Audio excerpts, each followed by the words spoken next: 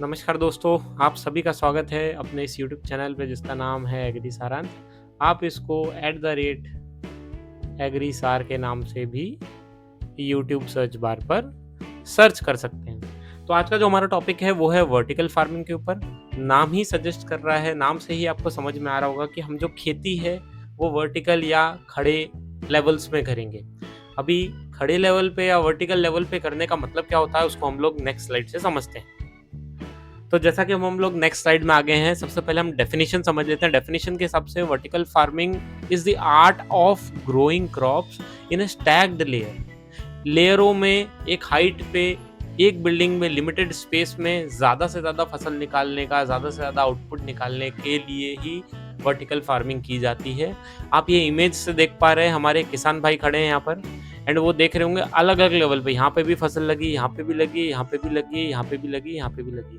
मतलब same piece of land में 5 layer है, 5 लेयर्स, राइट। तो आप देखोगे अगर हम इसको जमीन पे लगा रहे होते तो 5 गुना जमीन हमारी गई होती, राइट। तो देखा जाए तो ये एक लिमिटेड स्पेस में 5 लेयर्स में खेती करना या मल्टीपल लेयर्स में खेती करने को हम लोग वर्टिकल फार्मिंग कहते हैं।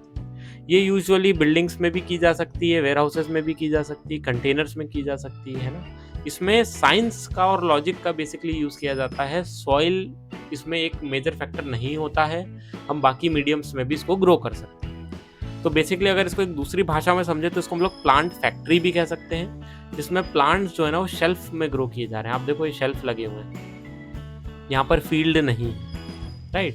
आपको ना एलईडी लाइट्स जो रहती हैं वो रिप्लेस कर देती है सनलाइट्स को। अगर आप इस शेड में देखोगे, देखो आप शेड देख रहे होंगे, यहाँ पर लाइटिंग्स कनेक्शन सब लगे हुए हैं, है ना। तो प्लांट को जितनी लाइट की जरूरत है उसे उतनी ही दी जाती है। वाटर का भी फ्लो डायरेक्ट रूट्स में किया जाता है, कोई वेस्टेज नहीं होता। टेम्परेचर, ह्यूमिडिटी, CO2 जो भी है सब कंट्रोल किया जाता है पॉली हाउस में। अगर जैसे पॉली हाउस का एनवायरनमेंट आपने कभी सुना हो, कंट्रोल्ड एनवायरनमेंट बोला जाता है, वैसे यहाँ पे भी कंट्रोल किया जाता है।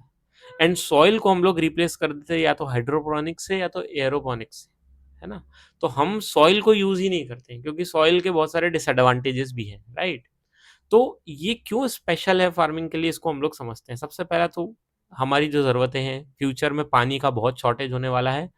तो पानी का जो यूटिलाइज़ेशन है वो प्रॉपर होना चाहिए, जितनी ज़रूरत हो उतना होना चाहिए, एक्सेस वेस्ट नहीं होना चाहिए जो यूजुअली हम सॉइल वाली खेती में करते हैं।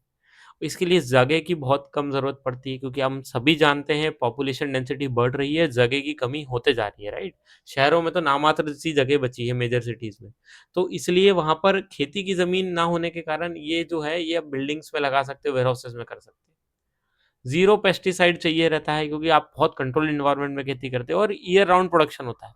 मतलब इसमें ऐसा कुछ मानसून रहेगा या बारिश, बाढ़, सूखा, इसका कुछ इम्पैक्ट नहीं होता है। आप पूरा एनवायरनमेंट कंट्रोल कर रहे हो। और जो फूड है वो ग्रो किया जाता है कंज्यूमर्स के पास, ताकि उनके पास फ्रेश से फ्रेश पहुंचे, कम से कम ट्रांसपोर्टेशन का कॉस्ट लगे, कम से कम स्पॉइलेज हो, कम से कम डैमेजेस हो, राइट। तो ओवरऑल वर्टिकल फार्मिंग इस तरीके से काम करती है और ये सारे बेनिफिट्स हैं।